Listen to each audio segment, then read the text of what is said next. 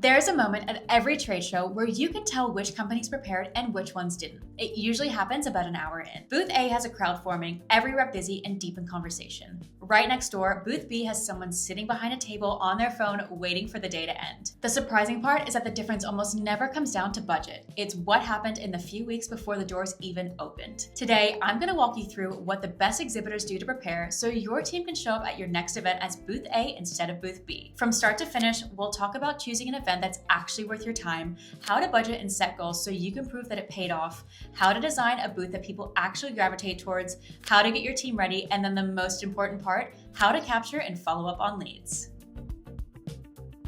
Now, before we get anywhere near booth design or badges, start with a decision that will influence every decision you'll make from here. Which show do you actually want to go to? A lot of first-time exhibitors chase the biggest events they can find because a bigger crowd feels like a safer bet. But a 30,000 person show does nothing for you if only a tiny slice of that room could ever buy what you sell. You'll spend the whole time talking to people who are never going to be customers. So flip the priority and lead with audience fit first. Look at who's actually attending by role, seniority, industry, and ask yourself if they match the people you're hoping to meet. A smaller, tightly targeted show will usually beat a giant broad one, and you can use the cost and expected return to break the tie between the ones that pass that test.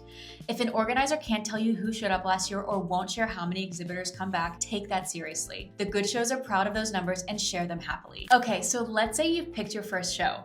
The next question is when to start getting ready. And hint, it's earlier than most people do. To give you a sense of the bar here, only about 28% of exhibitors start planning 1 to 2 months before an event. So if you begin at 2 to 3 month mark, you're already ahead of most in the room. For a big show, I'd give yourself 3 to 6 months. That runway lets you research the event properly, design your booth, train your people, and get your tech sorted instead of doing it all in a panic the week before. And while you're planning, budget for the whole show, not just the booth. This is a really common trap. The display itself might only run $600 to $1,500, so people anchor on that number. But once you add travel, shipping, audiovisual gear, giveaways, staff time, and lead capture, the real total usually lands somewhere between $10,000 and $30,000. Map out every line item early so none of it ambushes you later. Before you go and spend that budget though, you and your team need to be aligned on what a good outcome actually looks like. I don't mean vague goals like raise awareness. I mean real specific numbers you all agree on upfront. Something like 250 leads captured during the event or 50 meetings booked in the weeks later. The reason to do this early isn't just scorekeeping. When everyone knows the target, it changes how they behave on the day, from who you put on the booth to which conversations they prioritize when it gets busy. It also gives you something to measure against. On average, B2B companies see about a 4-to-1 return from trade shows, so $400 back for every $100 spent. But without agreed goals, you generally won't be able to tell whether you hit that or missed it by a mile, so set that number first. All right, now for the fun part, the booth itself. And I love this part because it's where you can stand out with almost no extra money at all. Picture the average exhibit hall for a second. Most booths look the same, a table across the front and a rep sitting behind it waiting for someone to approach. Spot the issue with the setup. Answer, the table is basically a wall. It sends a subconscious signal that says, come to me if you're already interested. And most people walking past simply won't. So do the opposite. Take that standard table and push it to the back of your space, which opens up the front so your team can stand in the flow of traffic and actually invite people in. Then design the rest around drawing people close. Clear messaging they can read in a second, room for a live demo, and a natural path through the space. If you're looking for concrete inspiration, look at the Apple Store. They give people something to touch, a screen running your product, a short interactive demo, anything they can put their hands on. Everyone else on the floor is going to be telling prospects what they do, so if you can show them instead, you win the moment. You can build the best looking booth on the whole floor, and it'll still fall flat if the people standing in it aren't ready. What's going to pull someone into a conversation is another person. In fact, around 73% of event planners say attendee engagement is their #1 priority, and engagement comes down to your reps. Choose them deliberately and aim for a mix. Someone strong on sales, someone who knows the product deeply, and someone who's just naturally good with people. Then train them on the things that actually move conversations forward.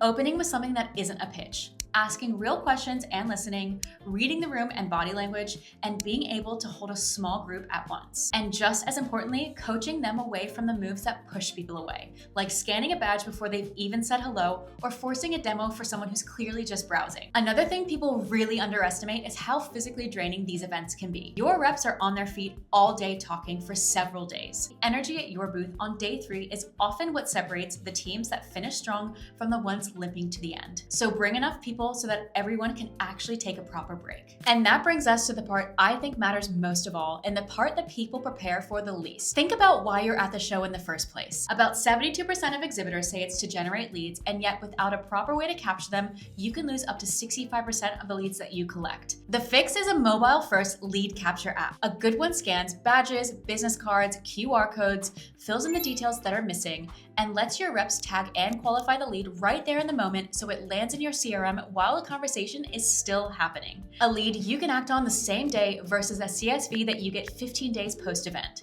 Who are you more likely to get a response from? That velocity is the main difference. Now let's step off the show floor, because what happens after the event is where deals are actually won or lost. Your follow-up happens after the event, but you should build it beforehand. Have a personalized sequence ready to send within 24 to 48 hours, and honestly, the sooner the better, even during the show if you can manage it. And make it personal. A follow-up that references something the person actually said at your booth can lift response rates by around 20% over a generic "great to meet you," which, by the way, is exactly why capturing conversations is so valuable. Before we wrap, let me give you a handful of quick ones for the day of, the stuff that's easy to forget when you're in the thick of it. Wear comfortable shoes and take sitting breaks when you can. Try not to pitch to groups of 4 or more at once, since your message just gets lost in the crowd. And learn your lead capture app before you arrive, not while a prospect is standing in front of you.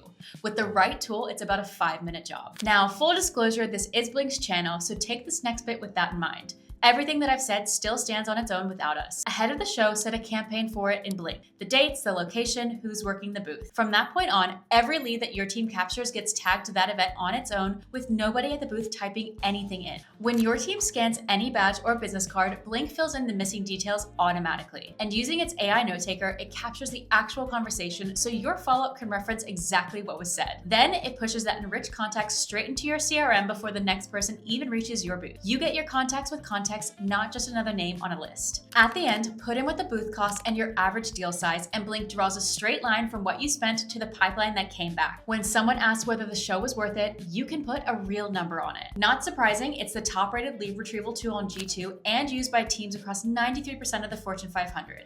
Run it against your own checklist and see how it holds up. If you take just one thing from all of this, let it be this. Start earlier than you think you need to, and prepare your lead capture and follow-up process before the show rather than scrambling during it. I've linked the full guide with all 18 tips down below if you want to go deeper, along with a demo if you want to see the lead capture side in action. If this was useful, hit subscribe, and I'll see you in the next one.